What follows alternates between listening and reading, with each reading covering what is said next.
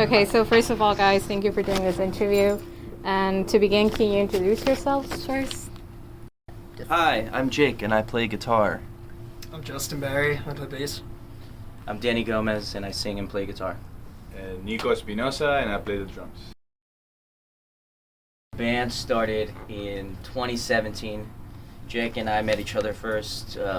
We grew up in a small, quaint town in South Florida. I had moved from Colombia, and we weren't really close when we were kids. He was always a very cool kid, though I will say. No. Yeah, you should have seen him back in the day. Kind of reached to the point where we formed, the Native Son band and lineup, which is what you see here. When Nico and Justin joined us, during the pandemic. Before that, Jake and I were working on everything, getting it together, and, I think this pandemic allowed us to really solidify and lock down who we are as a band and who we want to be going forward. Yeah, and I met the band because I was at a Native Son show. I got my teeth knocked out. So literally that's how I met them. show. Yeah.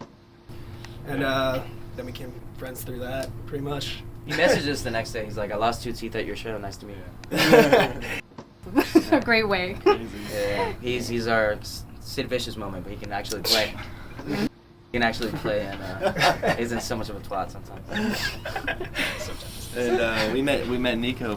He was playing in a band called Deaf Poets. We played a show with him a few years ago, and he's just 2020's John Bonham. I remember distinctly talking to you guys at South by the one year we both happened to be playing. Oh, right. And I remember the Amo and the Sniffers show at Oh, yeah. Hotel Vegas, Oh, and I yeah. look to my left, and I just see you, Jake, like smiling on like this. Yeah. And I just like, holy shit, that's the guys from Native Son. And I remember talking to you guys after that a little bit. And then I was like, oh shit, then we talked at your guys' show. Yeah. But yeah. Right. Thank you so much for the compliment, man. Of course. Yeah, I mean, I guess it's I like that it's a name that it does have a specific moment that happened to us, and that's how we came up with the moment. But I also think it's a name that's also very up to interpretation. I think it's cool if everybody's able to gain their own thing from it and how they can use that into their life. But long story short, kind of around the time we were starting the band, I was really into James Baldwin's Notes of a Native Son, and then I don't know why the combination with that, and I was very into Morrison Hotel that summer. I don't know, the imagery of all that kind of combined in my head, and we had a song called Native Son at the start, so this is our kind of like Sabbath moment. We had a song called Native Son, and then Jake was like, I feel like that could be a cooler band name, because the other band names we were tossing around, it just like, it just sounded All the band names we were trying to come up with sounded like song names. Yeah. And we had the song called Native Son that felt like a band name, and we just swapped. We changed the name of the song, and we named the band Native Son. What I've always loved about the name is that to people, whether I know them well or it's someone that I'm just meeting and we talk about the band, they oftentimes people say that the name feels very familiar, and that speaks to me to what Danny was just saying about everyone has their own interpretation from it. I think it's a name that means something to people in their own way, which is something that I found. I think a big mission statement with this band is being timeless, being a band that could be from the past, from the present, or from the future. Yeah. And I think our favorite records and our favorite, bands and artists have that aspect to it, and I think the name kind of lies within that. Also, you could just go into it so much, but I think another big statement about it, is his, equality, and kind of the imagery of something the Native Son had seen as something we're all under, and we all share the same. There's no, difference no matter where you're from, who you are, what your gender is. Before we get into the text, funny enough, someone asked me the other day after we played our show with Geese, they're like, what do you guys use, to get like your crunchy, tough, guitar sound or whatever? I'm like, that's our clean sound. You just nowadays for some reason people think that if you play an amp softly, it's gonna have the same sound, and Johnny Thunder played his twin reverb with everything to 10 because it creates a certain sound when you push it. I'm like, that's just our guitars on clean. There's no pedal for that. Yeah, I mean, I feel like myself definitely, but I feel like a lot of us in our lives were raised on the idea of like, if you have something important to say that you want people to hear, then you have to speak up. And I feel like that's the sound of Native Son, right? Like, so many times we've been wheeling in big amps to a tiny venue, and some sound guy's like, "Are you really gonna play out of that?" And like, yeah, the answer is absolutely yes, because when we play, we're speaking up, and we want everybody to like. That's the thing, is when you come to a Native Son show, you can't speak over the show or get distracted. I feel like sometimes you go to shows and there's people hanging out by the bar, you're able to talk, and the music's just there in the background. When you come to our show, as I say it, it's like, we're going to force you to listen to us, and you're not going to be able to speak over us, and you have to pay attention to what's going on up there. You can decide if you like it or not after, and we could give a fuck, but you're going to be listen to us. Exactly. Sound guy definitely doesn't like it. That's a fact. We now have on our sound, it says this band is loud. Definitely bring earplugs to the show. Protect yourself. Still haven't made Native Son earplugs. That's the next. That's on the list. That's always something. That being said, we're all like huge. Like, we love our own special gear that we have, and we're always like sending each other links, like, oh, should I get this third drum set? Yeah. Stuff like that. Not needed at all. And also, I think a thing that's cool is we're not, geeky in like a modern way, like trying to like keep up with things. It's more, I think we really know what we like, and going to view, what, I think a great example is just, icons, and some of that old school stuff isn't broken, so there's no need to adapt to that. Those first recordings, we were always just figuring out things. It was the kind of thing, as I was saying, is we like recorded one song, and then we just started getting show offers, and we were kind of lost in the mojo of it, and having to we're just going with it, like that was life. And it also allowed us, though, to learn about the things that we liked and we didn't like, and how, we're in the process right now of just starting to develop what the first album would look like. And, I'm glad now in retrospect, because we know exactly going into it how it's going to be, the people that are involved making it, and the time that's worked on the songs. I appreciate both versions of this story, but I feel like there's bands that they come out with their first record and their sound is already like clearly defined, and they come out swinging. And there's other bands that kind of like take the listener on the journey as they grow.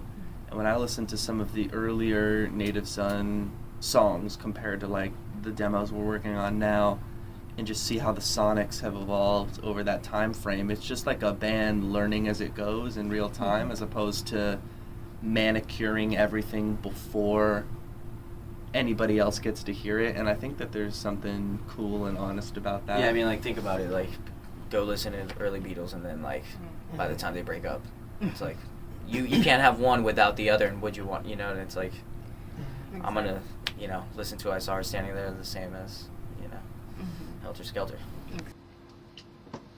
I mean, I there's always the subconscious, and, think about things, but I think we don't try to restrict ourselves, and I think it's just naturally who we are, and I think if we tried to overcalculate that part of things, then that would be dishonest to everyone. Something that I've really learned over my years in this band is you have your own, or a musician might have their own individual idea of what they want the band to sound like, but when four people with their own idea of what the band wants to sound like come together, there's an evolutionary process where you learn how to speak a common language rather than your own.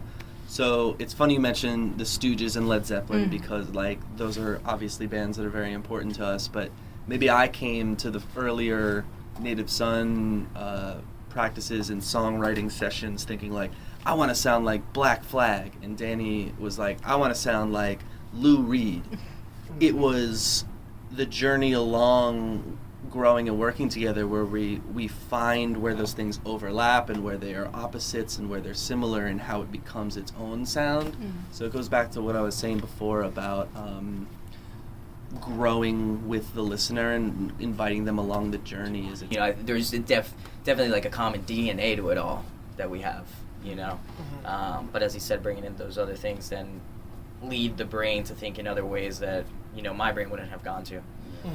And for me, watching you guys be a band before I joined is figuring out how I can like see myself fitting in what you guys are doing and try to bring in a sound for the band, and that was cool for me because I always watch them live and I always thought, man, I will do this here, but it's just because I really enjoy their sound already. So it was cool when I be able to bring in some of the things that I did and it be such a natural fit with what they already wanted to do.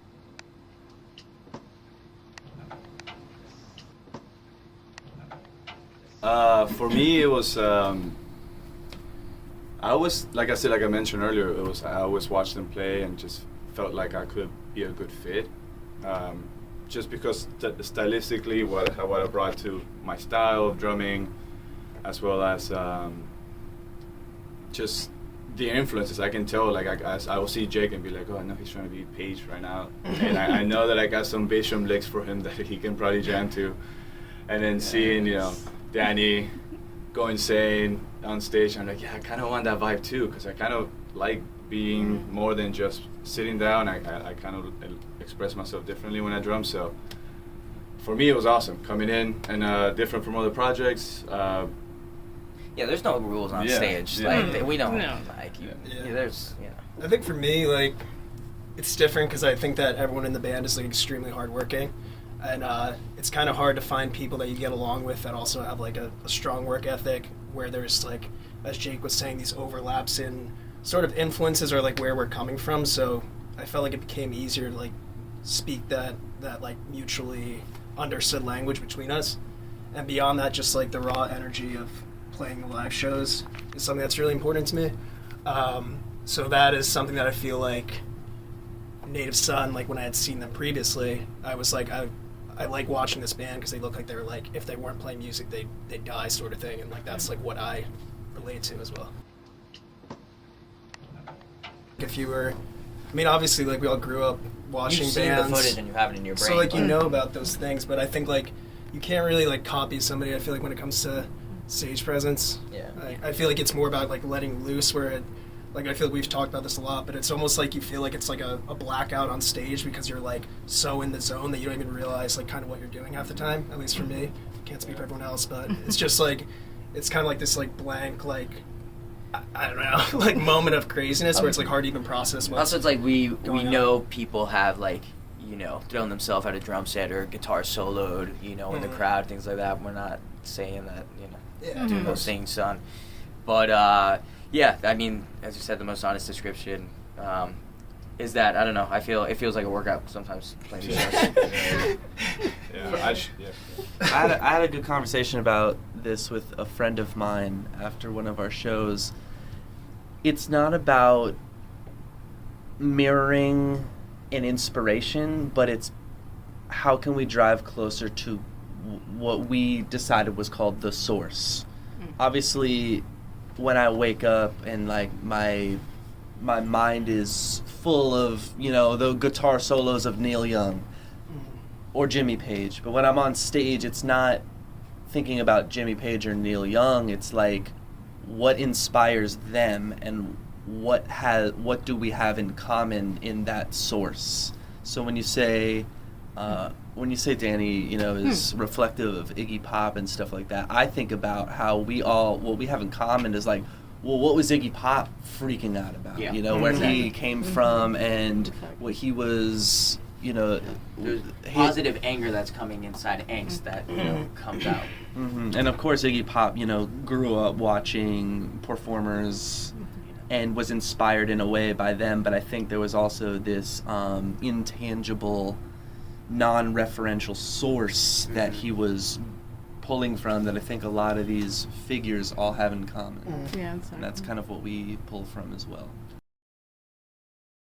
I think in the process of it all, you know, there's a lot of kind of like subconscious ad-libbing. I always have an idea or a concept of where it's going, but I do very believe in kind of like a Pollock way of, you know, coming up with phrasing.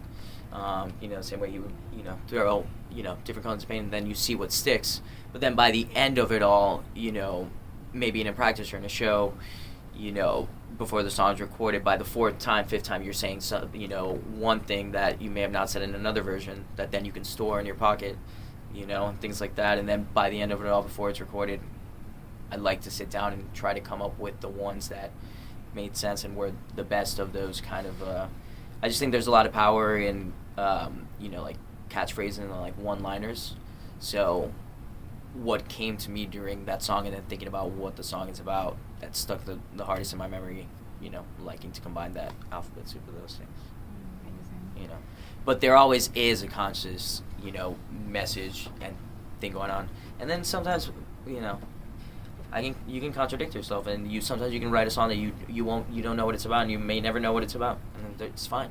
You can write songs with meanings and without meanings. You know, Mm-hmm. Leonard Cohen said he still doesn't know what Famous Blue Raincoat's about, but he knows what a lot of his other songs are about, and that's one of his, you know, most famous songs. And people lyrically are like, "Wow, that one is," and he's like, "I still don't know what it's about."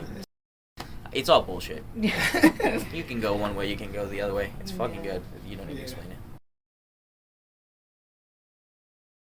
Yeah, so I started making flyers for the band because we were getting booked on shows, and so a lot of the flyers were made by someone that had never heard of the band before and just thought it wasn't visually representative of our identity. So I just self-taught myself how to make stuff on Illustrator and Photoshop by like literally clicking every button until it looked like I wanted it to look. That ballooned into making, you know, trying to make a t-shirt, and then designing the text for one of our EPs, and then designing the cover art for some of our singles. Yeah, I do believe that the artwork and the visual identity of a band is very important because it speaks to a listener in a way that otherwise is very difficult to come across. If we have a 5-minute song, that's a lot of time for someone to sit and learn about a band. But all throughout time, people have been digging through record bins and judging something by its cover. So the visual language that I like started to mold together for the band, I think really grew along with our sound, and it's totally an important piece of the puzzle. That said, like inspiration and collaboration, the inspiration tends to hit me like just a random bolt of lightning. Like I'll spend a week being like, I have no idea what to make for a t-shirt, and then I'll be walking down the street and all of a sudden it'll just be like, whoa, and then I'll run home and do it. Collaboration wise, I love to send stuff to the band and see what they think. You know, like the artwork for Off the Dial and Jesus started with it was black and white with like no border and no color, and I was like, it's done, don't tell me about any changes.